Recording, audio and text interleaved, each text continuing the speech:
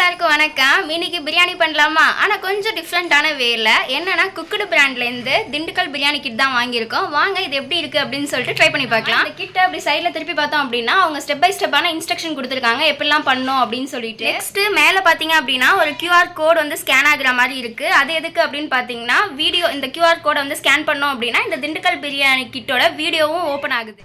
இப்போது இந்த திண்டுக்கல் பிரியாணி கிட்ட செஞ்சிடலாமா? வாங்க. இந்த கிட்டோட ப்ரைஸ் எவ்வளோ அப்படின்னு சொல்லி பார்த்தீங்கன்னா 299. அது மட்டும் இல்லாமல் இந்த கிட்டில் என்னென்ன இருக்கும் அப்படிங்கிறதும் இதில் கொடுத்துருக்காங்க.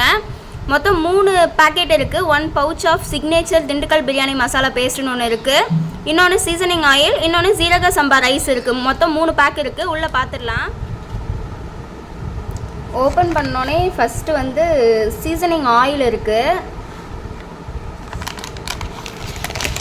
நெக்ஸ்ட்டு சீரக சம்பா ரைஸ் இருக்குது. இதிலே கொடுத்துருக்காங்க. ரைஸ் வந்து 250 கிராம் கொடுத்துருக்காங்க. நெக்ஸ்ட்டு ஒரு பவுச்சில் வந்து பிரியாணி பேஸ்ட் இருக்குது. இதான் திண்டுக்கல் பிரியாணி பேஸ்ட்டு.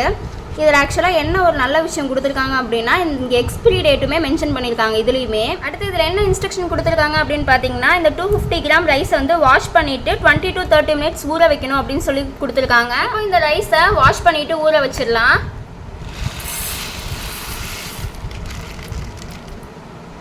இப்போ ரைஸை வாஷ் பண்ணிட்டு வந்தாச்சு. இப்போ ஊற வச்சிடலாம்.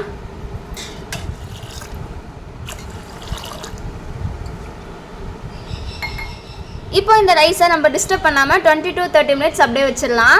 ரைஸ் ஊற வச்சு கரெக்டாக 30 மினிட்ஸ் ஆகிடுச்சு. இப்போ வாங்க அந்த ப்ரெஷர் குக்கரில் போட்டு 2 விசில் விட்டு ஆஃப் பண்ணிடலாம். இப்போ அவ்வளோதான். டேரெக்டாக அந்த பேஸ்ட்டை வந்து ஓப்பன் பண்ணி அதில் போட வேண்டியதான். ஏன்னா அதில் எதுவுமே கொடுக்கல, கீயோ ஆயிலோ ஆட் பண்ண சொல்லி.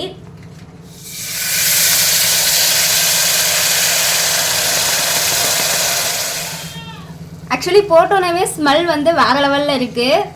அந்த திண்டுக்கல் பிரியாணி சாப்பிடும்போது ஒரு ஸ்மெல் வரும் இல்லையா, அதே மாதிரி தான் அந்த ஸ்மெல் வருது. பார்க்கலாம். இது கொஞ்சம் 2 நிமிஷம் மட்டும் வதக்கி விட்டுக்கலாம்.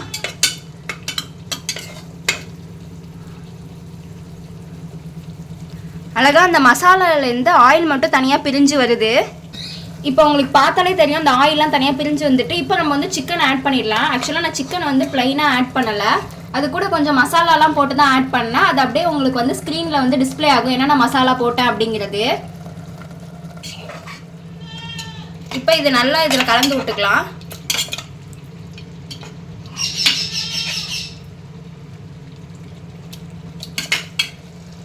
இதில் தண்ணியோட அளவுமே கொடுத்துருக்காங்க. அதாவது 1.5 கப் கரெக்டாக அக்யூரேட்டாக சொல்லணும் அப்படின்னா 375 ml ஊற்றினா போதும் அப்படிங்கிற மாதிரி கொடுத்துருக்காங்க.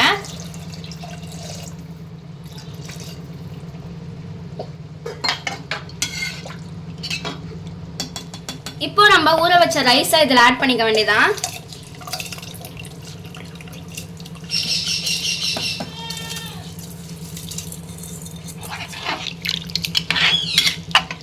ஆக்சுவலாக அதில் எதுவுமே சேர்க்க வேணாம் அப்படின்னு சொல்லி போட்டுருந்துச்சு. ஆனால் எனக்கு புதினாவோட டேஸ்ட் ரொம்ப பிடிக்கும். ஸோ அதனால் புதினா கொஞ்சம் மட்டும் ஆட் பண்ணிக்கிறேன். அவ்வளோதான்.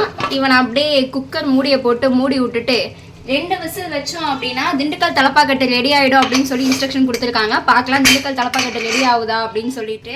அடுத்த இன்ஸ்ட்ரக்ஷன் என்ன கொடுத்துருக்காங்க அப்படின்னு பார்த்தீங்கன்னா இதில் மீடியம் ஃப்ளேமில் வைக்க சொல்லி கொடுத்துருக்காங்க. மீடியம் ஃப்ளேமில் வச்சுட்டு 2 விசில் வர வரைக்கும் வெயிட் பண்ணுவோம்.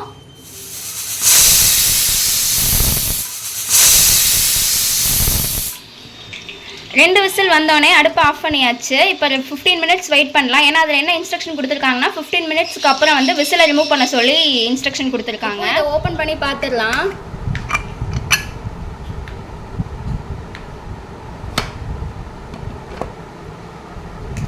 Okay, ton.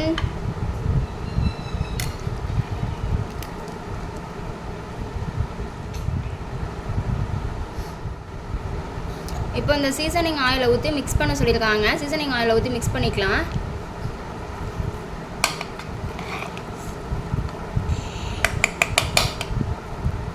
ஆக்சுவலாக சாதம் கொஞ்சம் லைட்டாக குழஞ்சா மாதிரி ஒரு ஃபீல் ஆகுது. ஆனால் சிக்கன்லாம் நல்லா பொலன்னு வந்திருக்கு.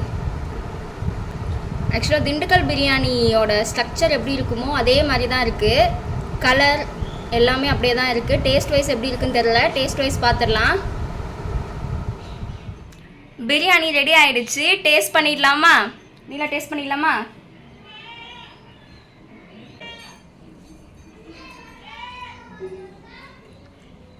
எப்படி இருக்கு? சூப்பராக இருக்கா? சூப்பராக இருக்குது. ஆக்சுவலாக இதில் ஒரு மைனஸ் பாயிண்ட் என்ன அப்படின்னா சாதம் கொஞ்சம் லைட்டாக குழஞ்சா மாதிரி இருக்குது. அது மட்டும்தான். மேபி நான் தான் தண்ணியோட அளவு வந்து கொஞ்சம் தப்பாக ஊற்றிருப்பேன்னு நினைக்கிறேன். ஸோ இந்த வீடியோ பிடிச்சிருந்துச்சி அப்படின்னா நம்மளோட சேனல் கேட்க தட்டுட்டு சப்ஸ்கிரைப் பண்ணிவிடுங்க. அண்ட் திண்டுக்கல் கிட் வந்து நல்லா இருக்குது உண்மையாகவே. ஆக்சுவலாக திண்டுக்கல் கிட்டா இல்லை பாய் வெட்டிங் பிரியாணி கிட்டா அப்படின்னு என்ன கேட்டால் பாய் வெட்டிங் பிரியாணி கிட் இதை விட நல்லா இருந்துச்சு.